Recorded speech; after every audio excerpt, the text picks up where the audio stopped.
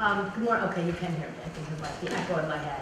Anyway, just a moment of context or background on this project. The paper I'm giving you will be a small piece out of a larger project, and I'm basically a South Asianist who's done field work on India before this and very happily wandered into the world of intentional community studies. And so I finished a book called Growing Stories from India, Religion and the Fate of Agriculture. And what that book did was look at how can we tell different stories, narratives, and metaphors about how we feed the world in ways that are just to all members of the bio community, people, and the earth. And where that got me really interested was, okay, if we get these great values of nonviolence, for example, voluntary simplicity, how do we do these things? How are these things actually translated into practice in very small contexts? And I figured what better place to look at this would be in intentional communities. And so that is in brief, that is my journey into this paper. So be the change. It's a phrase that is commonly attributed to Mohandas K. Gandhi. This phrase has been ubiquitous among communities and individuals seeking social change. Today, Gandhi's views on nonviolence, democracy, and self-sufficiency, they provide a paradigm to confront contemporary social and environmental crises around food and agriculture. Several years ago, I started visiting intentional communities in the United States to answer two primary questions. First, how can Gandhi help us in the United States address contemporary crises? And second, what are the practical implications of translating abstract values such as self-sufficiency, nonviolence, and public service into actual practice? So to answer these questions, I sought out a set of intentional communities that first draw upon Gandhi's thought, whether explicitly or implicitly. Second, they understand themselves to be experimental communities. And third, and most important, that enact change in their larger communities. Now, none of these groups are explicitly Gandhian, and nor would either they or I say they have an exact, they would venture to make claims regarding the authenticity of their translation of Gandhian thought. However, as I visited these different communities in the United States, I've seen that there's a raft of values associated with Gandhi, including nonviolent communication, appropriate technologies, voluntary simplicity, and self-sufficiency. And these values provide a vocabulary to reconsider and perhaps even resist in our increasingly individualistic and commercialized society. So why Gandhi and why today? Almost a century ago, Gandhi, who's also known by his honorific title Mahatma, or the Great Soul One, he prescribed a paradigm for democracy that bundled concepts such as self-sufficiency, nonviolence, equity, voluntary simplicity. Gandhi drew upon both Hindu and Western thought, and he forged his ideas in the crucible of the struggle for Indian independence. However, his words anticipate contemporary debates about food, governance, and sustainability in the early years of the 21st century. For those seeking social change, Gandhi has become an iconic figure for nonviolent resistance to social, economic, and now environmental injustices, and for those seeking democratic control of resources. We in the United States face a number of challenges, including hyper-individualism and overconsumption. And the U.S., as probably a number of you know, we're deeply divided across partisan lines, almost to the point of being dysfunctional. Look at our Congress. Gandhi, however, tends to be admired across partisan lines, and the constellation of values associated with him are potential points of dialogue across broad lines. And I want to point out a caveat here that the way we in the United States understand and receive Gandhi is certainly not a range of political and social differences between how we work with Gandhi in the U.S. versus India. So I would not necessarily make these same claims about how Gandhi is understood in India. But communities that practice values such as nonviolence, self-sufficiency, voluntary simplicity, they exemplify the quotation that is popularly attributed to Gandhi: "Be the change you want to see in the world." And in my visits to a number of these communities, I frequently saw this phrase painted on walls, written in promotional literature, and it's virtually certain that Gandhi never actually said those words. In fact, no one really knows where it came from. Nonetheless, be the change to become a mantra for those seeking social change and alternate ways of living in the United States. So, onto the communities. Over the past several years, I've been visiting communities that demonstrate how we translate these values into practice. And so today, I'm going to talk about the Possibility Alliance Dancing Rabbit Eco Village, and several Catholic worker houses and farms, mostly located in rural northeast Missouri, which is a place that most people would not automatically associate with communal living.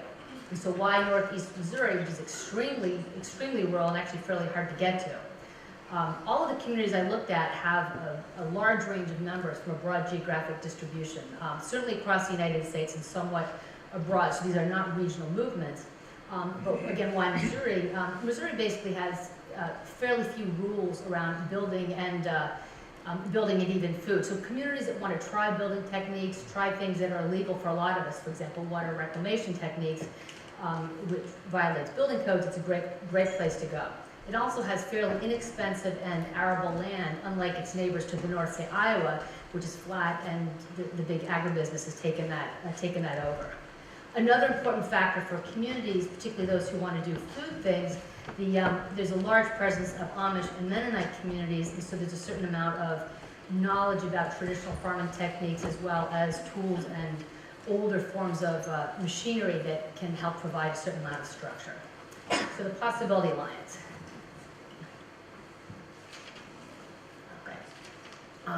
So the Possibility Alliance.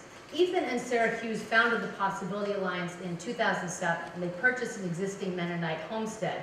Some of the criteria they had were that it be near an existing railway or Amtrak station, be close to Mennonite and Amish communities, and have good arable land. Because they bought this existing homestead, they've been able to focus on food and agriculture rather than building an infrastructure. And so they've been able to grow most of the food they eat, although they do trade with local communities as well as get gifts from families, friends and family. Since their arrival, like-minded groups, families, and others have purchased land nearby, and so their affiliated community has grown. So in the Possibility Alliance itself, this past summer, they had about 12 full-time residents. During the summer, when they have a number of interns and other exchange students, it basically triples in population, and the local community has grown in size as well. In the Possibility Alliance, officially it's non-denominational, but it has a very strong Quaker flavor. They hold a Friday night Seder, and they also hold a Quaker meeting on Sunday morning. Ethan and Sarah Hughes, they specifically articulate their vision in terms of Gandhian values, again, nonviolence, appropriate technology, self-sufficiency. As part of their practice, they abstain from using fossil fuels and electricity, both for environmental reasons and also because of the economic and political violence that's associated with those production systems, particularly in the global south.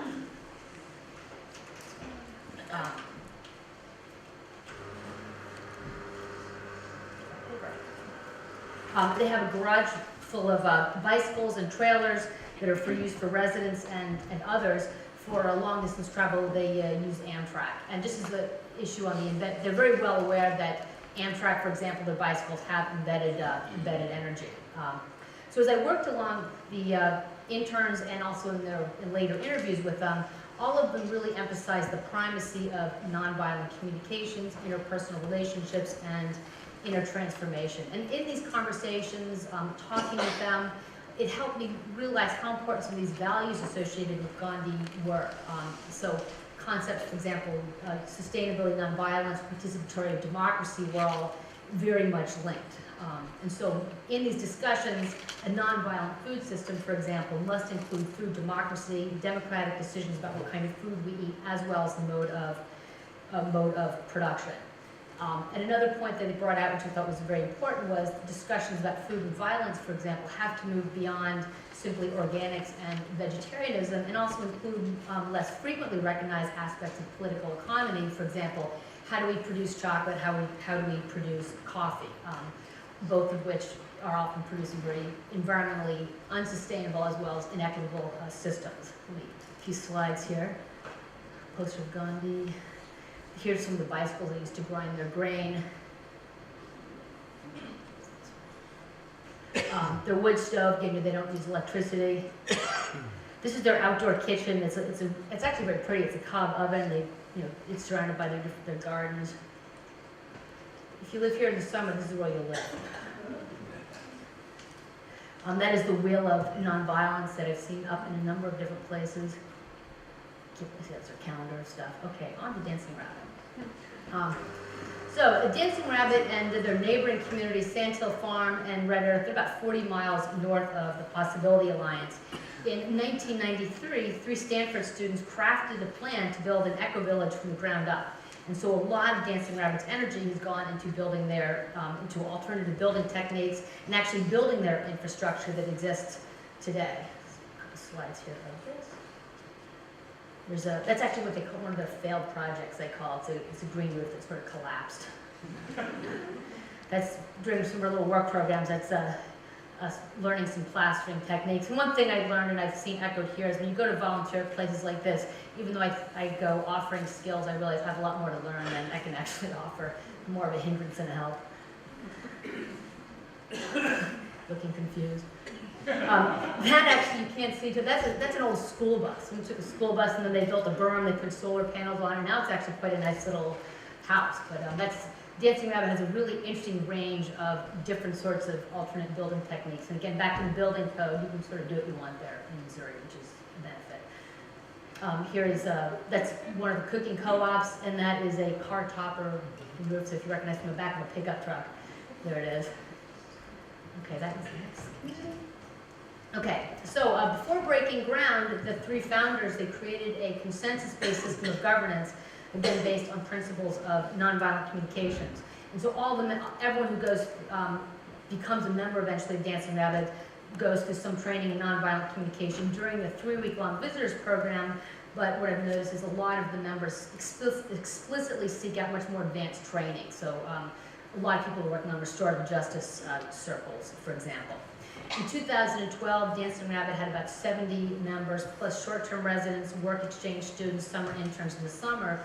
And the best way to describe it is a community of communities. And so all these smaller communities, they form according to shared views on income, food, and building techniques. So for example, one of these communities is income sharing. Most of the smaller communities coalesce around their food and cooking preferences. And so at Dancing Rabbit, there's not one generalizable eating style, but it's really according to the cooking, the individual cook group preferences.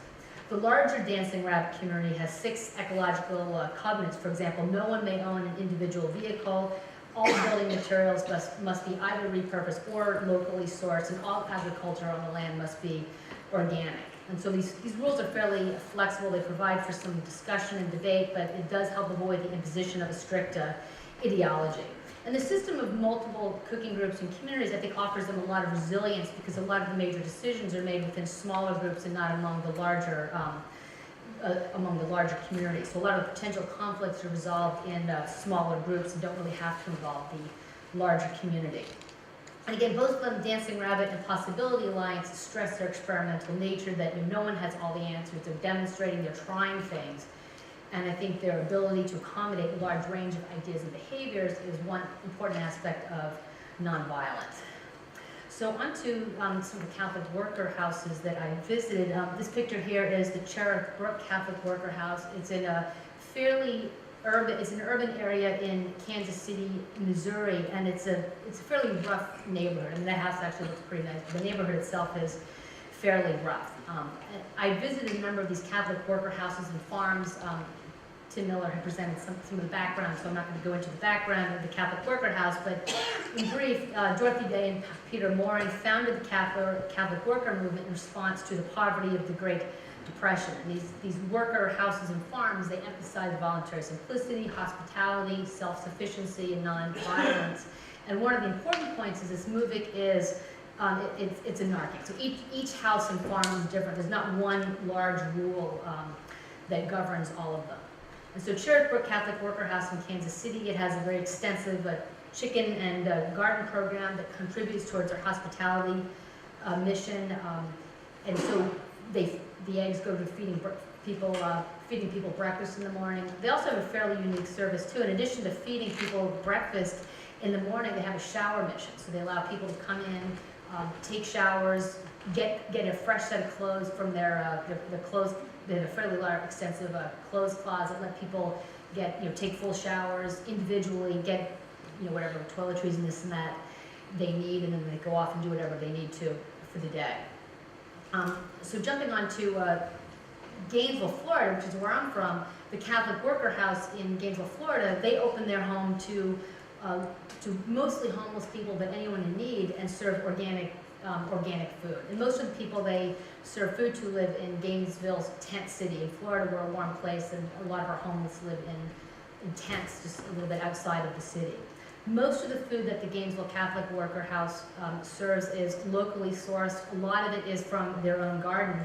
And the leaders of this group, like all Catholic workers, they practice an ethic of care and justice that's informed by Catholic social thought.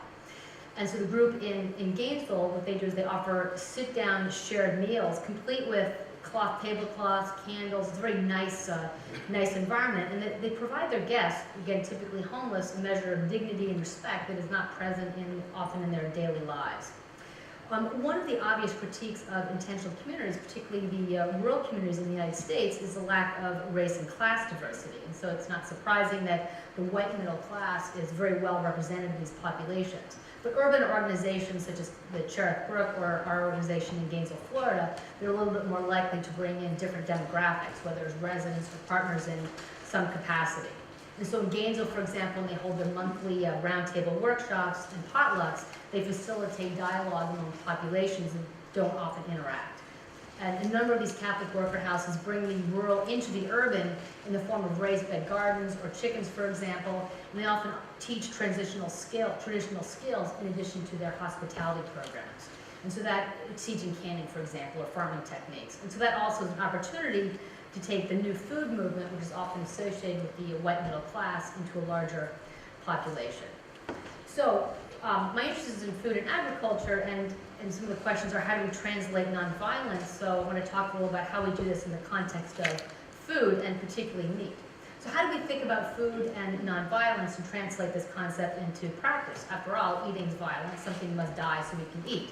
The Sanskrit word ahimsa, which translates as no harm, implies abstaining from harmful action, meaning that we should eat, breathe, and work, for example, in ways that bring minimal harm to other beings. And so what this means is with nonviolence is not withdrawal from action, but actually a very conscious moving towards something, trying to figure out how we do things in a nonviolent way, not simply not doing something. And discussions about what we should eat reflect cultural and religious norms, and so the communities I've looked at, they think about their criteria within the social, economic, culture, and religious context. And so my questions are, how do you translate these values in their particular context? So a number of discussions about food and violence center on meat. So I'm going to look a little more deeply into the role of eating meat and how they think about it in these particular communities. So residents of the Possibility Alliance in Dancing Rabbit, they typically only eat meat in what they perceive as to be raised in a humane fashion. And so this stance reflects the choice of a very small but growing population of North Americans who base their meat choices on how the animal is raised and slaughtered. And they look at humanely raised meat, or at least hunted meat, as a less violent, possibly even humane choice. And so the term we often use is, I only eat happy chicken. Chicken is raised in a nice way. Obviously, people may have different views on this. And if I talk about this concept of happy chicken to people from the Brahma Vision Mandir ashram, which is a Gandhi ashram in India, of course, they would be horrified by the fact that you would consider eating meat could be nonviolent. So again, it's very contextual. Again, many residents of Dancing Rabbits and Possibility Alliance, if they are not vegetarians, they'll eat only meat that's locally raised, and also reflecting emphasis on local economies and bioregionalism. The Catholic worker houses I visited had somewhat of a different perspective on this. They also shared these concerns about meat and its production, but they also have to think about this in the context of one of their larger missions, which is hospitality to the poor. So the Catholic workers must also practice compassion for the very different kinds of needs of the diverse populations that they serve. The Gainesville Catholic Workers House only serves vegetarian meals. They can't afford to serve their populations locally raised organic meats, and at the same time they reject the violence associated with factory farms. And although a few of their guests might sort of grumble at vegetarian meals being sort of so-called imposed upon them, we have a lot of options in Gainesville for feeding the homeless. You have many options. You don't have just simply one place. So basically anyone who shows up at the Gainesville Catholic Workers has chosen that particular meal. So it's not necessarily imposing anything, and if people want meat, they can go get it.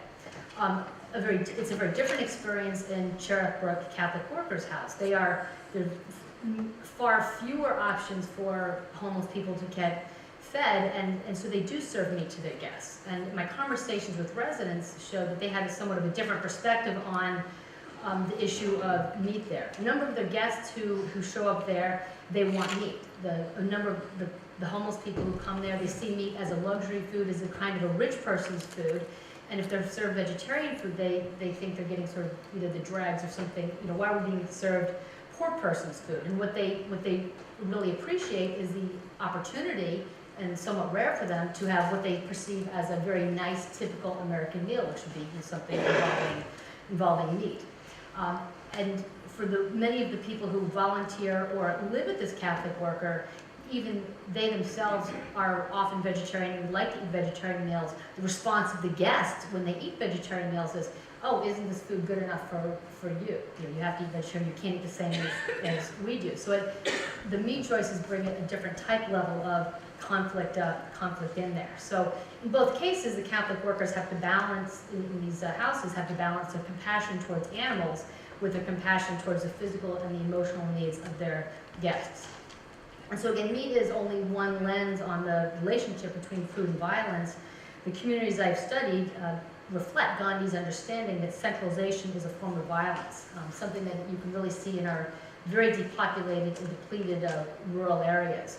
All of the communities I visited are experimenting with nonviolent alternatives to the industrial food system by creating seed banks, diversifying their local food economies, and establishing measures of regional self-sufficiency. Just a little note on community reskilling and resilience. What these folks are doing, this is not a nostalgia for some kind of pre-modern utopia, and they're not trying to reclaim some modern past. All of these communities are experimenting and rethinking traditional skills, canning, for example, alternative farming techniques, in the context of contemporary needs and resources. So enhancing regional food self-sufficiencies, like we're doing in Alachua County, Florida, which is where I live, does not mean replicating inequitable social agricultural patterns of old Florida. And if you know much about old Florida, it was a very hostile environment to different sorts of populations in the past. So these communities, this is not a one-way ticket to a low-tech task, as some critics have suggested, but it's a very conscious means to rethink, why do we need certain technologies, who do they really benefit? So Dancing Rabbit, for example, uses wind turbines. They're rethinking traditional skills, but they're also using these wind turbines to power up the internet and engage with the broader world. So where do we go from here?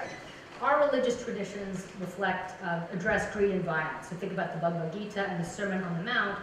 In the United States, however, right-wing or evangelical appropriation of terms such as family values or even morality, and a very extreme emphasis on the individual, it's made it difficult to think about things like financial inequity, environmental degradation, and other violent practices as moral or even religious issues. A number of the people I spoke to in these communities identified as either secular or that very nebulous spiritual category, and if they're a Christian, they identified with groups such as Quakers, Catholic workers, or even the Radical Jesus movement, which is somewhat left on the left side. For residents of these intentional communities in the United States, Gandhian social thought, whether directly associated with Gandhi or not, it provides a non-religious and maybe even somewhat ecumenical discourse to think about food and other practices in a moral framework. In particular, Gandhi's emphasis on nonviolence and service has given these communities a set of tools, practices, and processes to help them think through the balance between community service and the integrity of the individual. And so few people, probably even including myself, are likely to pick up and move to intentional community, whether it's urban or rural, although many of us would like to bring the benefits home to our home communities. However, multiple scholars and community residents have claimed that as test sites or social labs, they can stimulate our imaginations of the way things could be and possibly should be. And so these small cohesive communities provide a lens into the performance of social change, and their experiments help us imagine and think through alternatives. Further, the consensus process demonstrates that trade-offs, negotiations, and compromises necessary to translate abstract values into specific practices, including governance, food, structures, and communications. And so all of these groups that I've talked about are practicing one of the most famous misattributes ever: be the change you want to see in the world.